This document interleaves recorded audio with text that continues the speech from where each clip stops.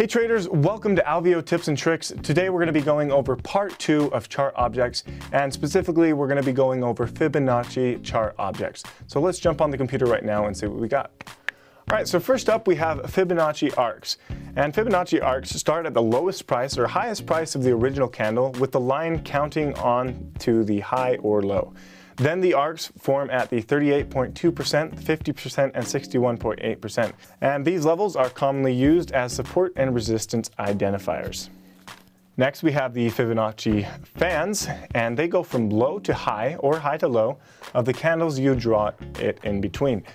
So there is a short line that shows the candles you have drawn between. Then there are 3 additional fans that present themselves at 38.2%, 50%, and 61.8% of the distance. So these fans are used to find support and resistance points. So next we have Fibonacci Retractions, and they take a low to high or high to low range and display levels at 23.6%, 38.2%, 50%, 62.8%, and sometimes 78.6%. These retracement levels are support and resistance levels that are used for take profits and stop losses along with breakout entries. So now we have Fibonacci Expansions, and unlike the retracements, these will show where the price will continue through rather than where the retracement will fall to. Expansions will commonly be used to find a good place to place your take profits.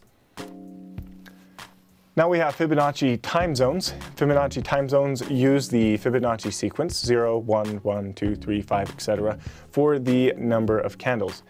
These time zones, following a trend between 0 and 1, are thought to show reversal dates rather than prices.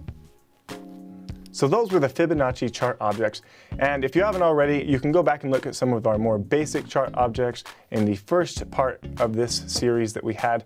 This is episode 2, and we're going to have episode 3 coming out next week. Don't forget to look out for that on Friday.